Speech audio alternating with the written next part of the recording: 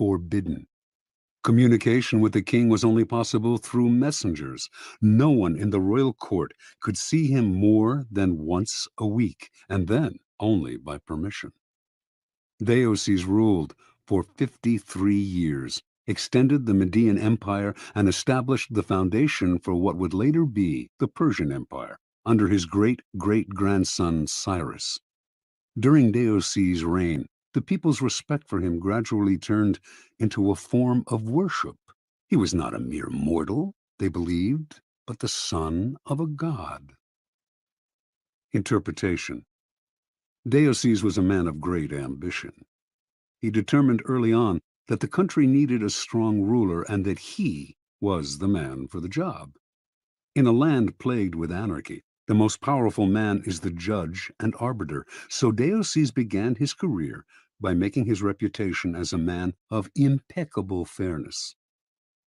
At the height of his power as a judge, however, Deioces realized the truth of the law of absence and presence. By serving so many clients, he had become too noticeable, too available, and had lost the respect he had earlier enjoyed. People were taking his services for granted. The only way to regain the veneration and power he wanted was to withdraw completely and let the Medes taste what life was like without him. As he expected, they came begging for him to rule. Once Deioces had discovered the truth of this law, he carried it to its ultimate realization. In the palace his people had built for him, none could see him, except a few courtiers, and those only rarely. As Herodotus wrote, there was a risk that if they saw him habitually, it might lead to jealousy and resentment, and plots would follow. But if nobody saw him, the legend would grow that he was a being of a different order from mere men. Keys to power. Everything in the world depends on absence and presence. A strong presence will draw power and attention to you. You shine more brightly than those around you. But a point is inevitably reached where too much presence creates the opposite effect. The more you are seen and heard from, the more your value degrades. You become a habit. No matter how hard you try to be different, subtly, without your knowing why, people respect you less and less. At the right moment, you must learn to withdraw yourself before they unconsciously push you away. It is a game of hide and seek. Another, more everyday side of this law, but one that demonstrates its truth even further, is the law of scarcity in the science of economics. By withdrawing something from the market, you create instant value. Extend the law of scarcity to your own skills. Make what you are offering the world rare and hard to find, and you instantly increase its value. There always comes a point when those in power overstay their welcome. We have grown tired of them, lost respect for them.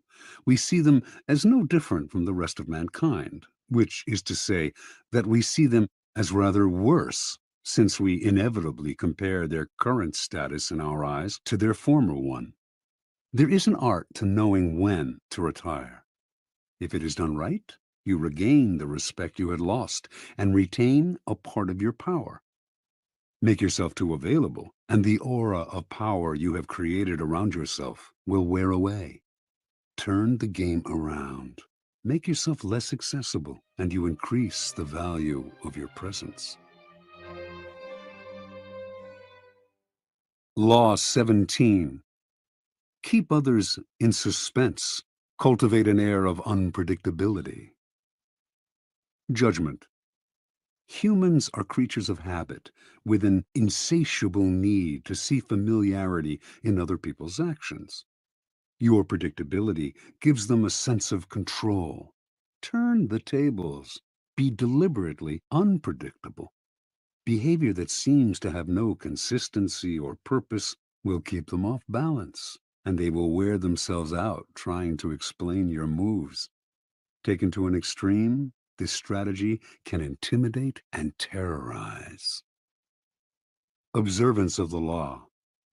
In May of 1972, chess champion Boris Spassky anxiously awaited his rival Bobby Fischer in Reykjavik, Iceland.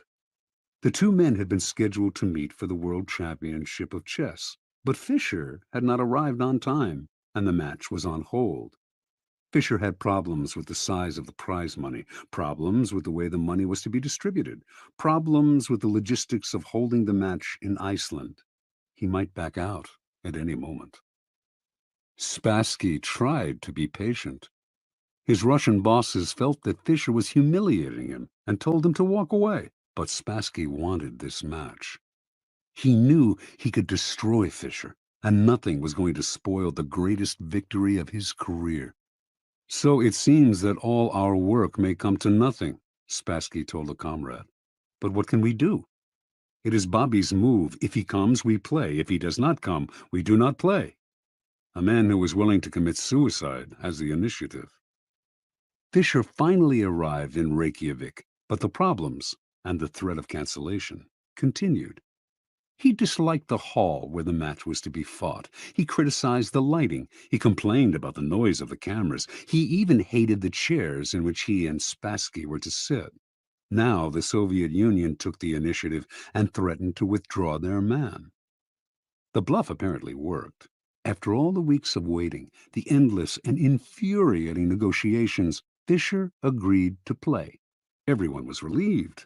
No one more than Spassky, but on the day of the official introductions, Fischer arrived very late. And on the day when the match of the century was to begin, he was late again. This time, however, the consequences would be dire. If he showed up too late, he would forfeit the first game. What was going on? Was he playing some sort of mind game, or was Bobby Fischer perhaps afraid of Boris Spassky? It seemed to the assembled Grand Masters and to Spassky that this young kid from Brooklyn had a terrible case of the jitters.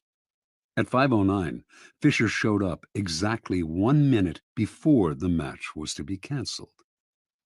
The first game of a chess tournament is critical, since it sets the tone for the months to come. It is often a slow and quiet struggle, with the two players preparing themselves for the war and trying to read each other's strategies. This game was different. Fischer made a terrible move early on, perhaps the worst of his career, and when Spassky had him on the ropes, he seemed to give up. Yet Spassky knew that Fischer never gave up. Even when facing checkmate, he fought to the bitter end, wearing the opponent down. This time, though, he seemed resigned. Then, suddenly, he broke out a bold move that put the room in a buzz. The move shocked Spassky, but he recovered and managed to win the game. But no one could figure out what Fischer was up to. Had he lost deliberately? Or was he rattled? Unsettled? Even as some thought, insane? After his defeat in the first game, Fischer complained all the more loudly about the room, the cameras, and everything else. He also failed to show up on time for the second game. This time, the organizers had had enough. He was given a forfeit. Now he was down 2 games to none, a position from which no one had ever come back to win a chess championship. Fischer was clearly unhinged. Yet, in the third game, as all those who witnessed it remember, he had a ferocious look in his eye, a look that clearly bothered Spassky.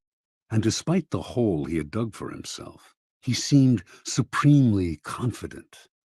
He did make what appeared to be another blunder, as he had in the first game, but his cocky air made Spassky smell a trap.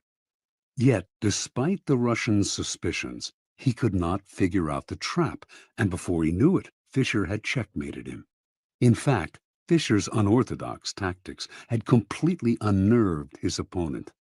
At the end of the game, Fischer leaped up and rushed out, yelling to his confederates as he smashed a fist into his palm, "I'm crushing him with brute force." In the next games, Fischer pulled moves that no one had seen from him before, moves that were not his style. Now Spassky started to make blunders. After losing the sixth game, he started to cry. One grandmaster said, "After this, Spassky's got to ask himself if it's safe to go back to Russia." After the eighth game, Spassky decided he knew what was happening. Bobby Fischer was hypnotizing him. He decided not to look Fischer in the eye. He lost anyway. After the 14th game, he called a staff conference and announced, "An attempt is being made to control my mind." He wondered whether the orange juice they drank at the chess table could have been drugged. Maybe chemicals were being blown into the air. Finally, Spassky went public, accusing the Fischer team of putting something in the chairs that was altering Spassky's mind. The KGB went on alert. Boris Spassky was embarrassing the Soviet Union. The chairs were taken apart and x-rayed. A chemist found nothing unusual in them. The only things anyone found anywhere, in fact, were two dead flies in the lighting fixture. Spassky began to complain of hallucinations. He tried to keep playing, but his mind was unraveling. He could not go on. On September 2nd, he resigned. Although still relatively young, he never recovered from this defeat. Interpretation. In previous games between Fischer and Spassky, Fischer had not fared well. Spassky had an uncanny ability to read his opponent's strategy and use it against him. Adaptable and patient, he would build attacks that would defeat not in 7 moves, but in 70. He defeated Fischer every time they played because he saw much further ahead and because he was a brilliant psychologist who never lost control. One master said, "He doesn't just look for the best move, he looks for the move that will disturb the man he is playing." Fischer, however, finally understood that this was one of the keys to Spassky's success. He played on your predictability, defeated you at your own game. Everything Fischer did for the championship match was an attempt to put the initiative on his side and to keep Spassky off balance. Clearly, the endless waiting had an effect on Spassky's psyche. Most powerful of all, though, were Fischer's deliberate blunders and his appearance of having no clear strategy. In fact, he was doing everything he could to scramble his old patterns, even if it meant losing the first match and forfeiting the second. Spassky was known for his sang-froid and level-headedness, but for the first time in his life, he could not figure out his opponent.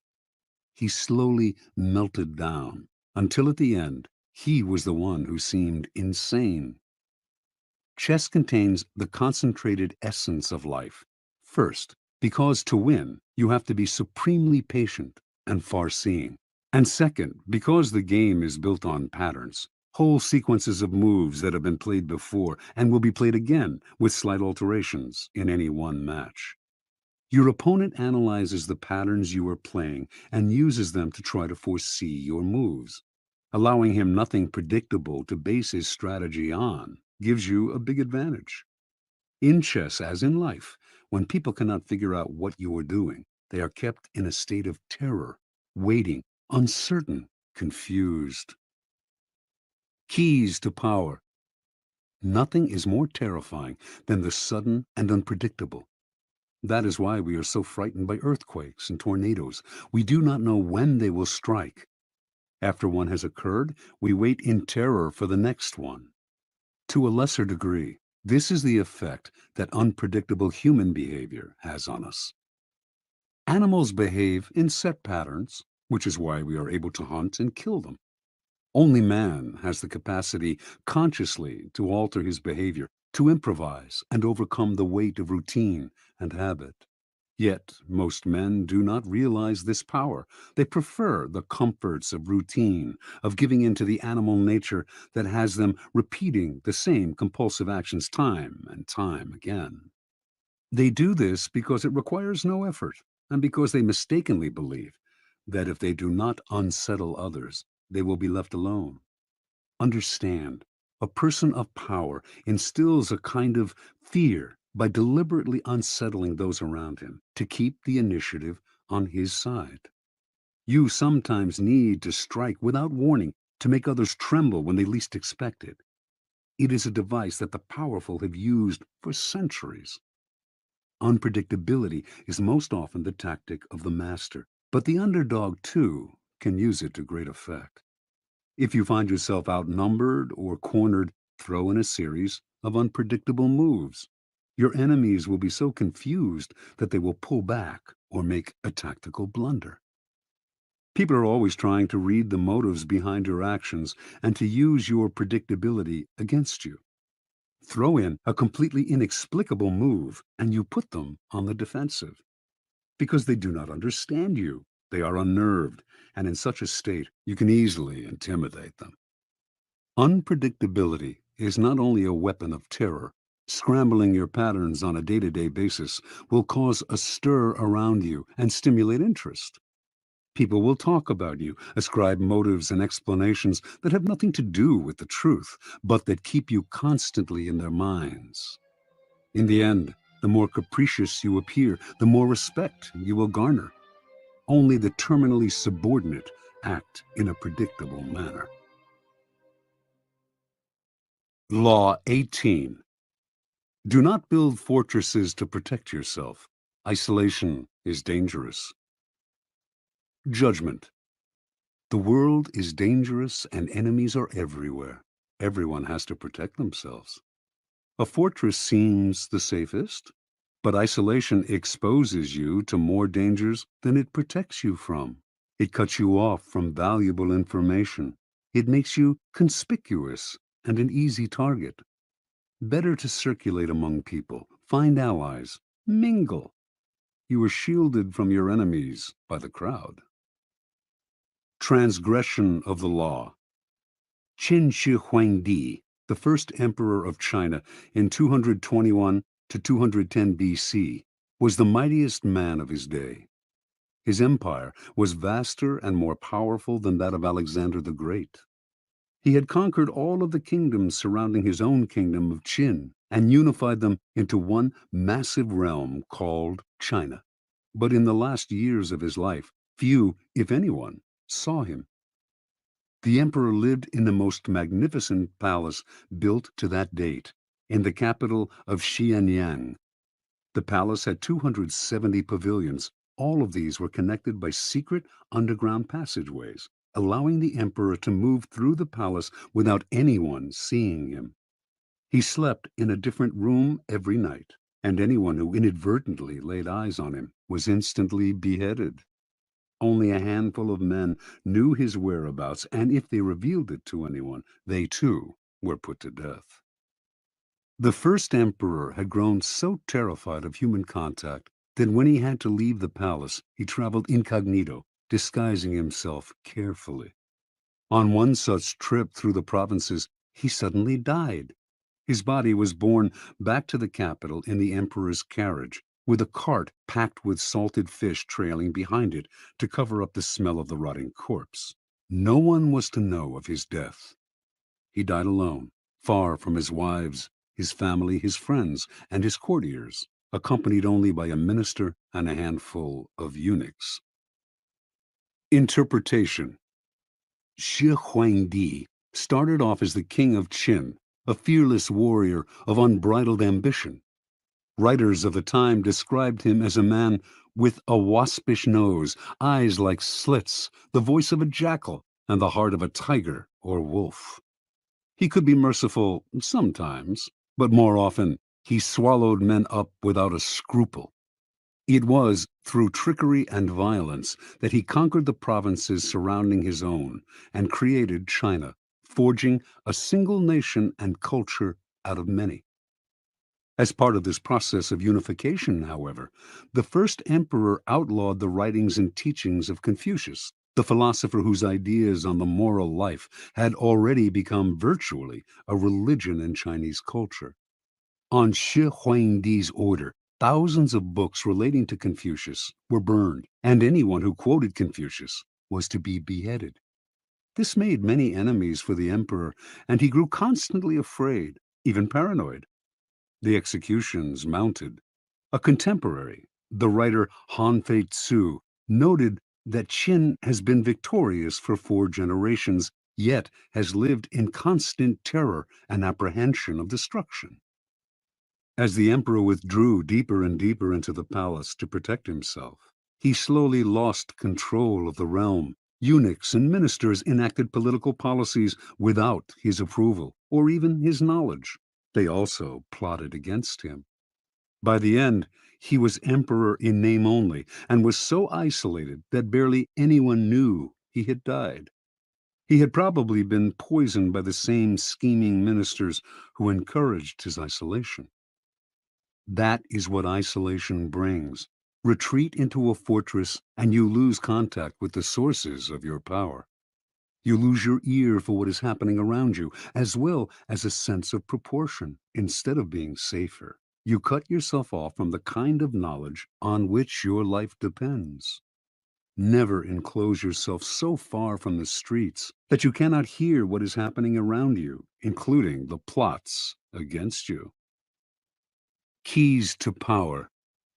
Machiavelli makes the argument that in a strictly military sense, a fortress is invariably a mistake.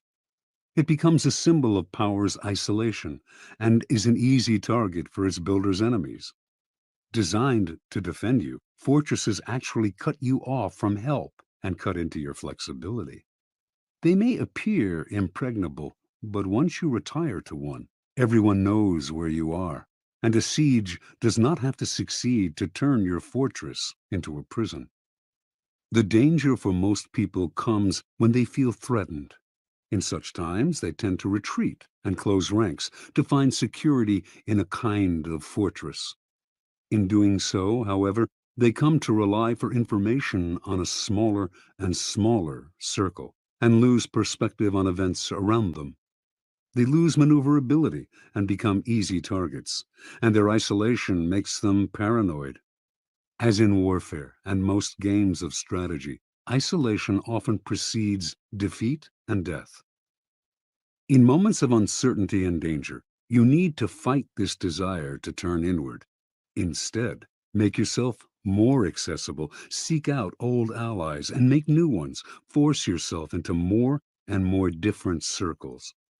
This has been the trick of powerful people for centuries. Finally, since power is a human creation, it is inevitably increased by contact with other people. Instead of falling into the fortress mentality, view the world in the following manner. It is like a vast palace with every room communicating with another. You need to be permeable, able to float in and out of different circles and mix with different types. That kind of mobility and social contact will protect you from plotters, who will be unable to keep secrets from you and from your enemies, who will be unable to isolate you from your allies. Always on the move, you mix and mingle in the rooms of the palace, never sitting or settling in one place. No hunter can fix his aim on such a swift-moving creature. Law 19. Know who you are dealing with. Do not offend the wrong person. Judgment. There are many different kinds of people in the world, and you can never assume that everyone will react to your strategies in the same way. Deceive or outmaneuver some people, and they will spend the rest of their lives seeking revenge. They are wolves in lamb's clothing. Choose your victims and opponents carefully then. Never offend or deceive the wrong person. Opponents, suckers, and victims. Preliminary topology. In your rise to power, you will come across many breeds of opponent, sucker, and victim. The highest form of the art of power is the ability to distinguish the wolves from the lambs, the foxes from the hares, the hawks from the vultures. If you make this distinction well, you will succeed without needing to coerce anyone too much. But if you deal blindly with whomever crosses your path, you will have a life of constant sorrow, if you even live that long. Being able to recognize types of people and to act accordingly is critical. The following are the 5 most dangerous and difficult types of mark in the jungle as identified by artists, con and otherwise, of the past. The arrogant and proud man. Although he may initially disguise it, this man's touchy pride makes him very dangerous. Any perceived slight will lead to a vengeance of overwhelming violence. You may say to yourself, "But I only said such and such at a party where everyone was drunk." It does not matter. There is no sanity behind his overreaction, so do not waste time trying to figure him out. If, at any point in your dealings with a person, you sense an oversensitive and overactive pride, flee. Whatever you are hoping for from him isn't worth it. The hopelessly insecure man. This man is related to the proud and arrogant type, but is less violent and harder to spot.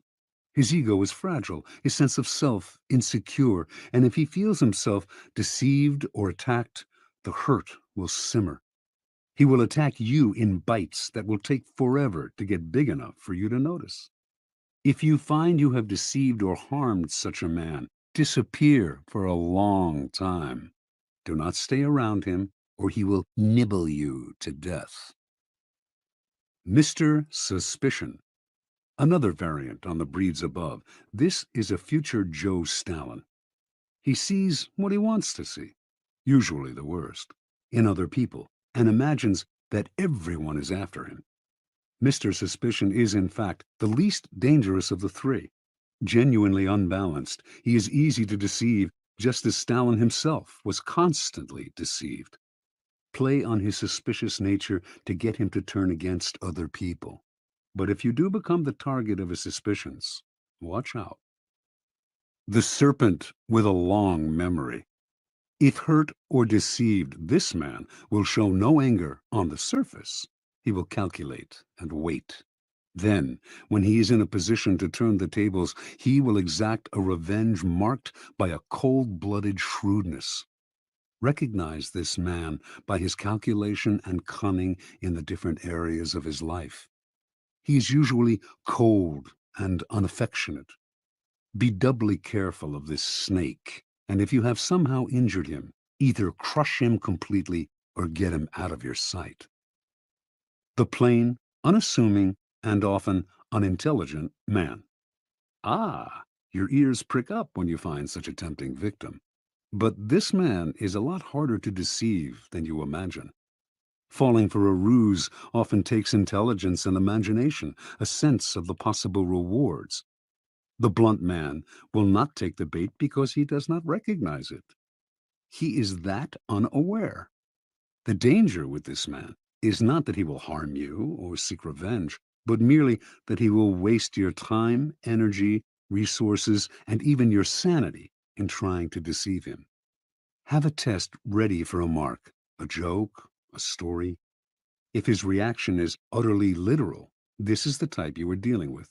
Continue at your own risk. Transgression of the law. In the early part of the 13th century, Muhammad, the Shah of Khwarezm, managed, after many wars, to forge a huge empire, extending west to present-day Turkey and south to Afghanistan. The empire's center was the great Asian capital of Samarkand. The Shah had a powerful, well-trained army and could mobilize 200,000 warriors within days. In 1219, Muhammad received an embassy from a new tribal leader to the east, Genghis Khan. The embassy included all sorts of gifts to the great Muhammad, representing the finest goods from Khan's small but growing Mongol empire. Genghis Khan wanted to reopen the Silk Route to Europe and offered to share it with Muhammad, while promising peace between the two empires. Muhammad did not know this upstart from the East, who, it seemed to him, was extremely arrogant to try to talk as an equal to one so clearly his superior. He ignored Khan's offer. Khan tried again. This time, he sent a caravan of 100 camels filled with the rarest articles he had plundered from China. Before the caravan reached Muhammad, however, Inalchik, the governor of a region bordering on Samarkand, seized it for himself and executed its leaders. Genghis Khan was sure that this was a mistake, that Inalchik had acted without Muhammad's approval. He sent yet another mission to Muhammad, reiterating his offer and asking that the governor be punished.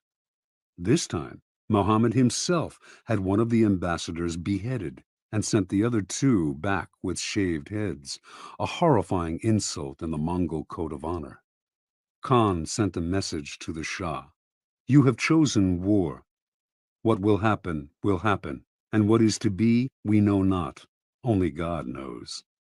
Mobilizing his forces, in 1220 he attacked Inalchik's province, where he seized the capital, captured the governor, and ordered him executed by having molten silver poured into his eyes and ears. Over the next year, Khan led a series of guerrilla-like campaigns against the Shah's much larger army. His method was totally novel for the time. His soldiers could move very fast on horseback and had mastered the art of firing with bow and arrow while mounted. The speed and flexibility of his forces allowed him to deceive Muhammad as to his intentions and the directions of his movements. Eventually, he managed first to surround Samarkand, then to seize it. Muhammad fled, and a year later died, his vast empire broken and destroyed. Genghis Khan was sole master of Samarkand, the Silk Route, and most of northern Asia. Interpretation. Never assume that the person you are dealing with is weaker or less important than you are. Some men are slow to take offense, which may make you misjudge the thickness of their skin and fail to worry about insulting them. But should you offend their honor and their pride, they will overwhelm you with a violence that seems sudden and extreme given their slowness to anger.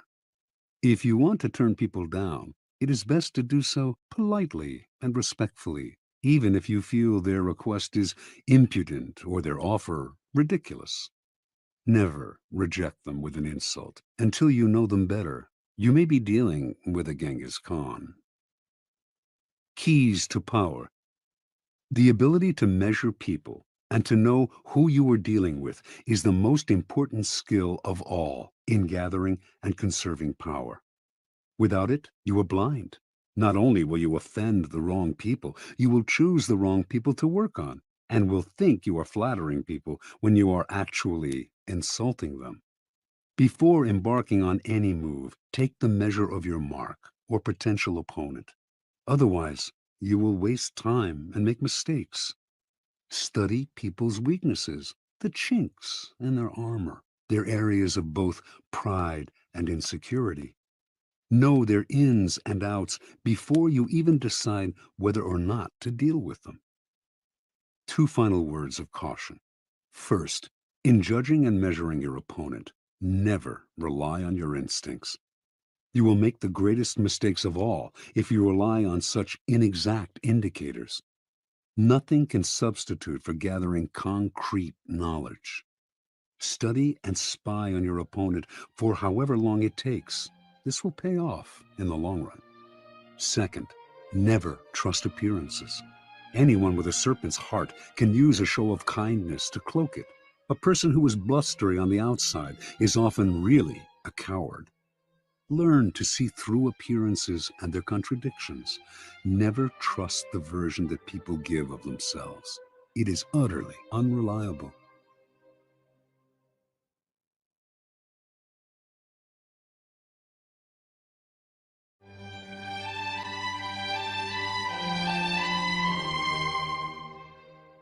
Law 20. Do not commit to anyone. Judgment. It is the fool who always rushes to take sides. Do not commit to any side or cause but yourself. By maintaining your independence, you become the master of others, playing people against one another, making them pursue you. Part 1. Do not commit to anyone but be courted by all. If you allow people to feel they possess you to any degree, you lose all power over them. By not committing your affections, they will only try harder to win you over. Stay aloof, and you gain the power that comes from their attention and frustrated desire. Play the virgin queen. Give them hope, but never satisfaction. Observance of the law. When Queen Elizabeth I ascended the throne of England in 1558, there was much to do about her finding a husband. The issue was debated in Parliament and was a main topic of conversation among Englishmen of all classes. They often disagreed as to whom she should marry, but everyone thought she should marry as soon as possible, for a queen must have a king and must bear heirs for the kingdom. The debates raged on for years. Meanwhile, the most handsome and eligible bachelors in the realm, Sir Robert Dudley, the Earl of Essex, Sir Walter Raleigh, vied for Elizabeth's hand. She did not discourage them, but she seemed to be in no hurry, and her hints as to which man might be her favorite often contradicted each other. In 1566, Parliament sent a delegation to Elizabeth urging her to marry before she was too old to bear children. She did not argue, nor did she discourage the delegation, but she remained a virgin nonetheless. The delicate game that Elizabeth played with her suitors slowly made her the subject of innumerable sexual fantasies and the object of cultish worship. The court physician, Simon Forman, used his diary to describe his dreams of deflowering her. Painters represented her as Diana and other goddesses. The poet Edmund Spenser and others wrote eulogies to the Virgin Queen. She was referred to as the world's empress, that virtuous Virgo who rules the world and sets the stars in motion. In conversation with her, her many male suitors would employ bold sexual innuendo, a dare that Elizabeth did not discourage.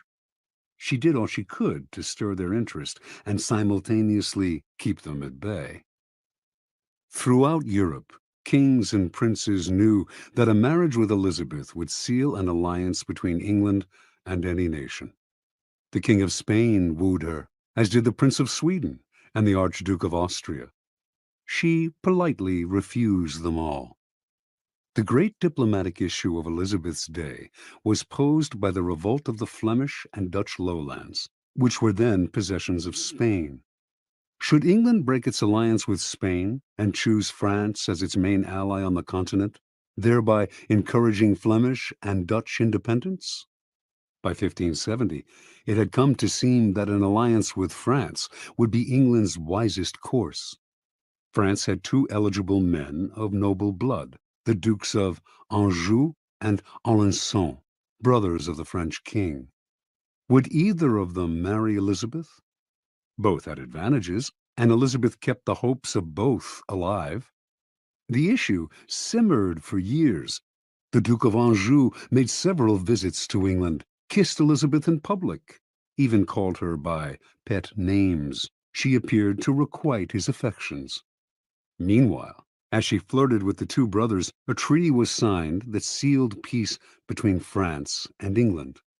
By 1582, Elizabeth felt she could break off the courtship. In the case of the Duke of Anjou in particular, she did so with great relief.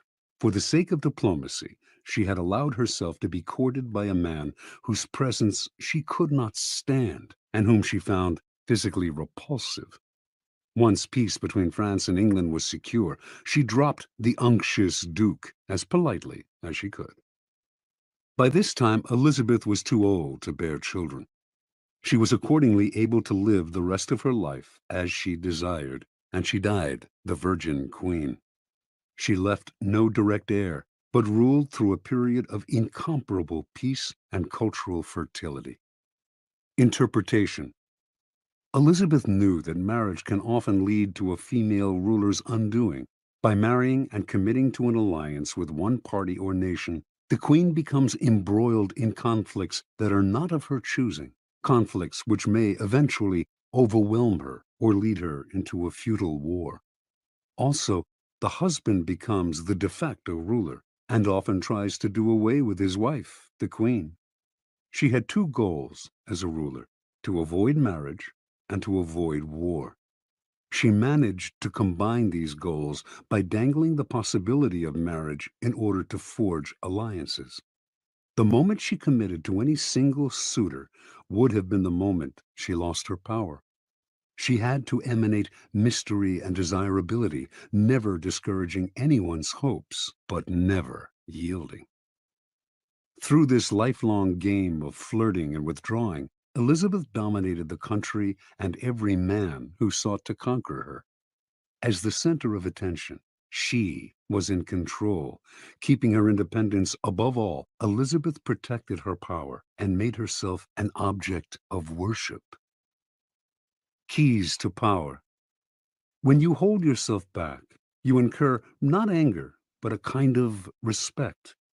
You instantly seem powerful because you make yourself ungraspable rather than succumbing to the group or to the relationship, as most people do.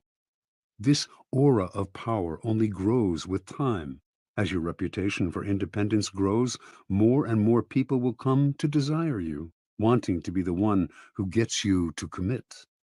Desire is like a virus.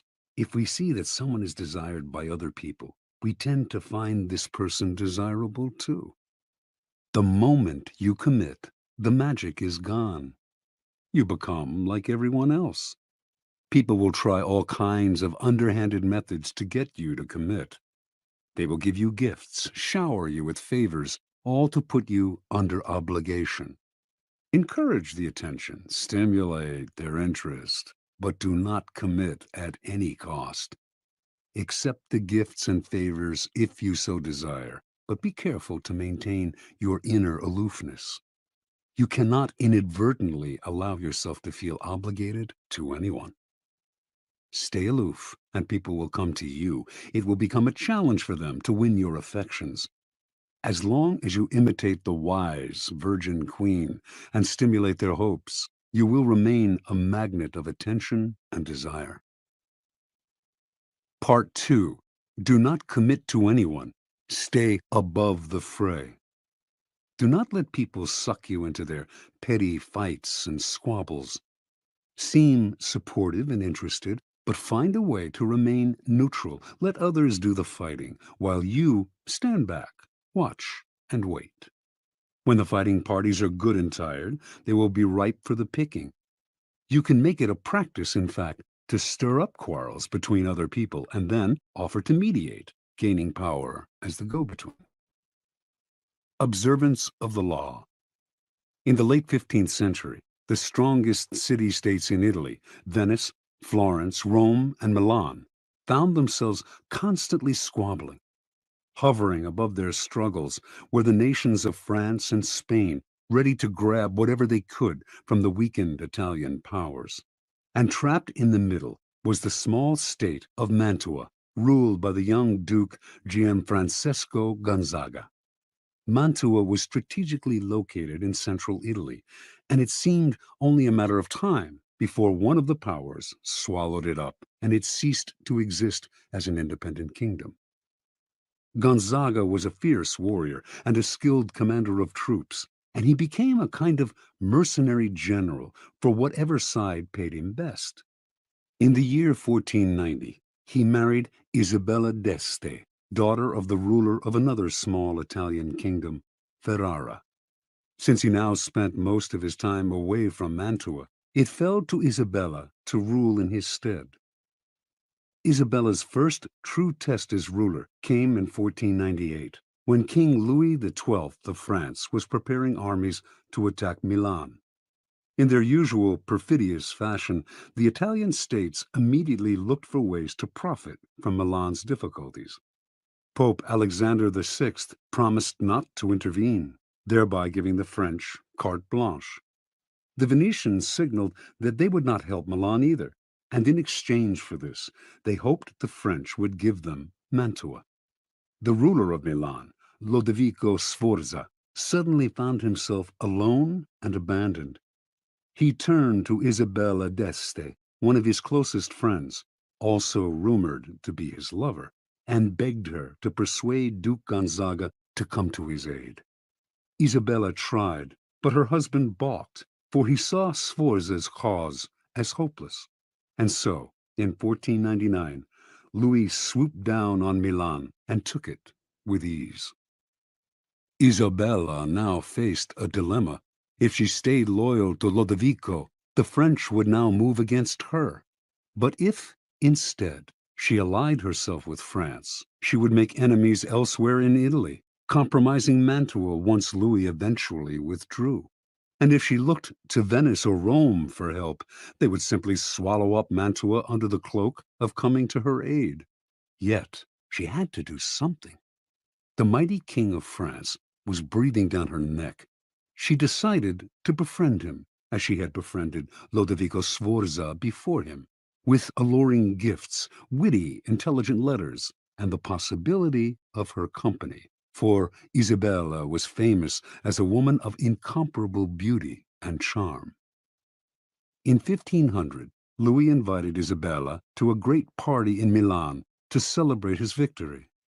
Leonardo da Vinci built an enormous mechanical lion for the affair. When the lion opened its mouth, it spewed fresh lilies, the symbols of French royalty. At the party, Isabella wore one of her celebrated dresses. She had by far the largest wardrobe of any of the Italian princesses. And just as she had hoped, she charmed and captivated Louis, who ignored all the other ladies vying for his attention. She soon became his constant companion, and in exchange for her friendship, he pledged to protect Mantua's independence from Venice.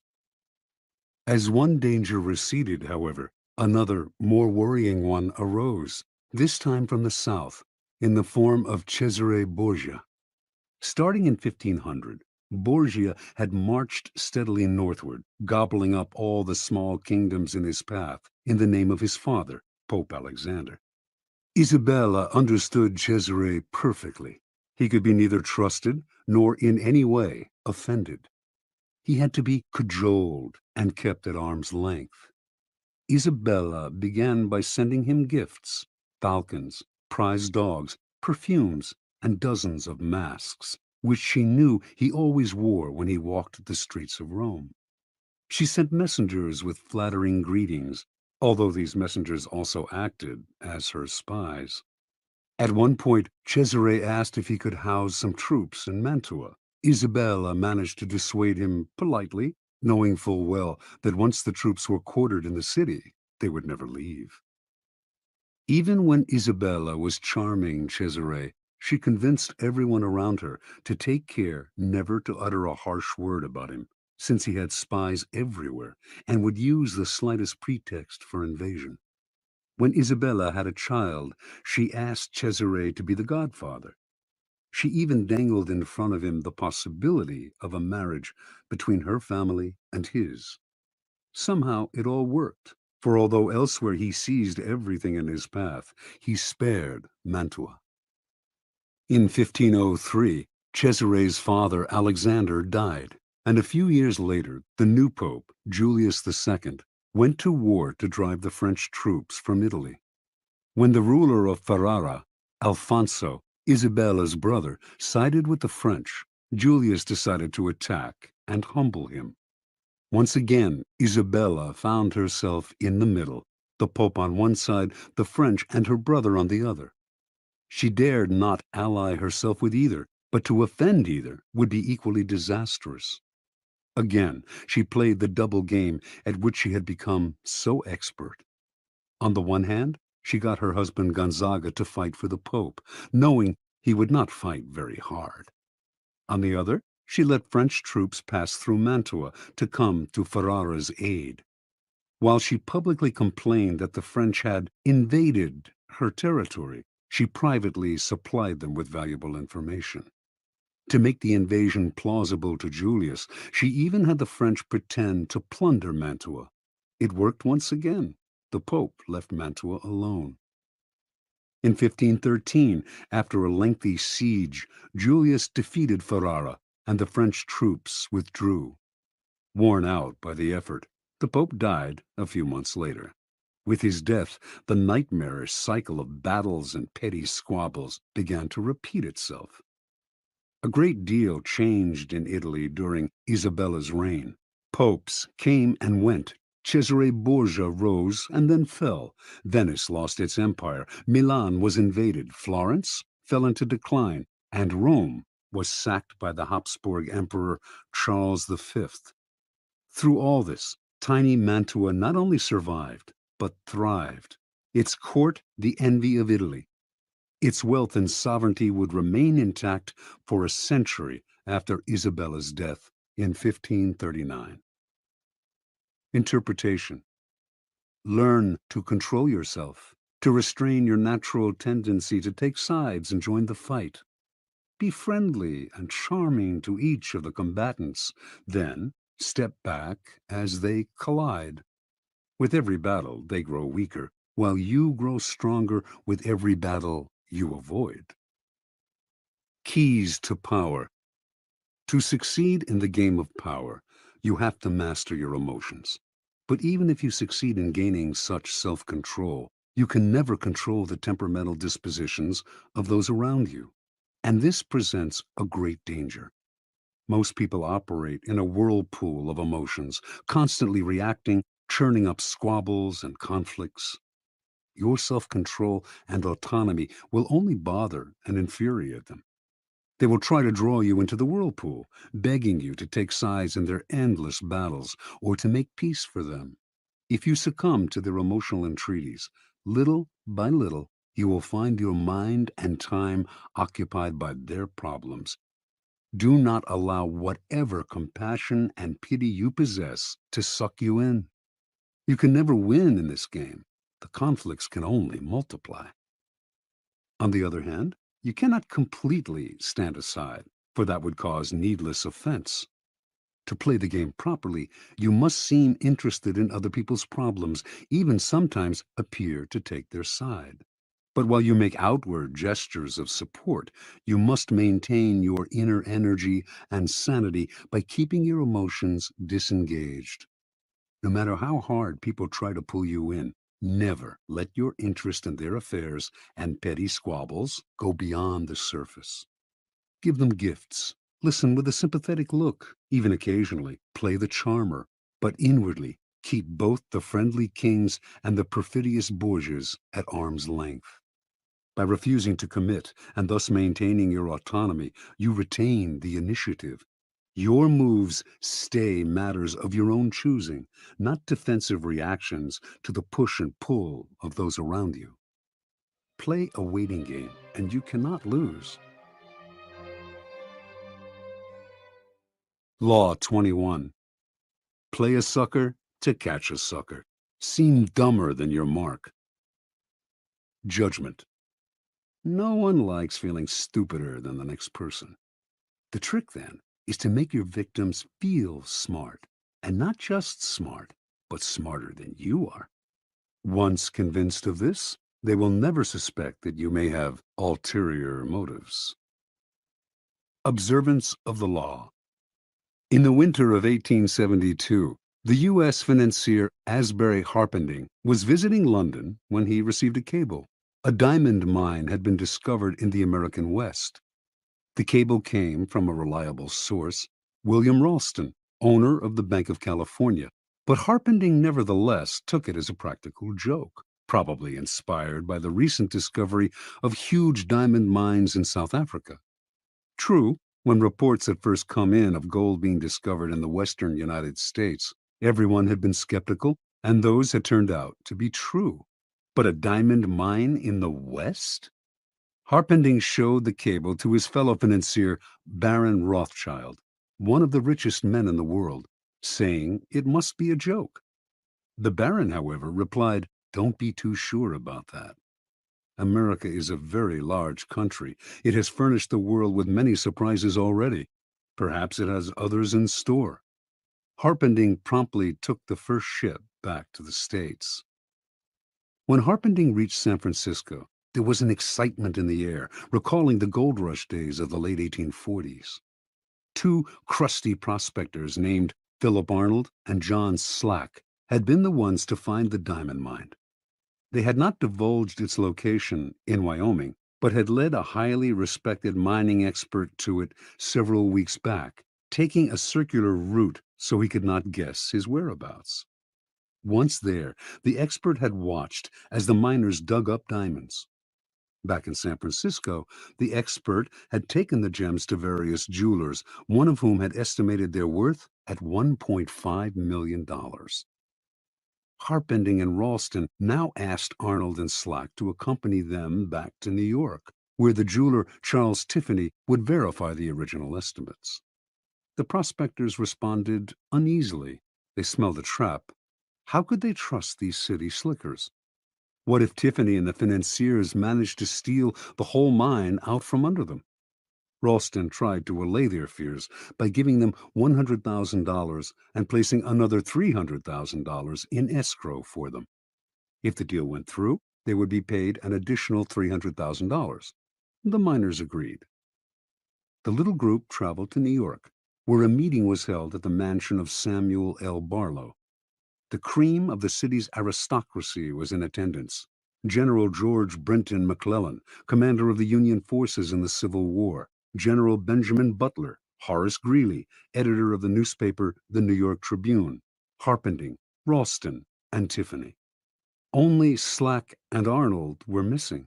As tourists in the city, they had decided to go sightseeing. When Tiffany announced that the gems were real and worth a fortune, the financiers could barely control their excitement. They wired Rothschild and other tycoons to tell them about the diamond mine and inviting them to share in the investment.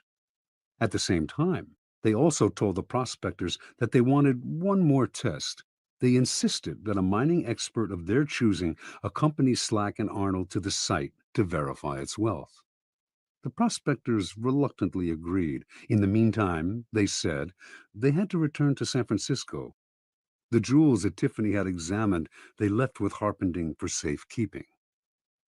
Several weeks later, a man named Louis Janin, the best mining expert in the country, met the prospectors in San Francisco. Janin was a born skeptic who was determined to make sure that the mine was not a fraud. Accompanying Janin were Harpending and several other interested financiers. As with the previous expert, the prospectors led the team through a complex series of canyons, completely confusing them as to their whereabouts. Arriving at the site, the financiers watched in amazement as Janin dug the area up, leveling anthills, turning over boulders, and finding emeralds, rubies, sapphires, and most of all, diamonds. The dig lasted 8 days, and by the end, Janin was convinced. He told the investors that they now possessed the richest field in mining history. With 100 men and proper machinery, he told them, I would guarantee to send out $1 million in diamonds every 30 days.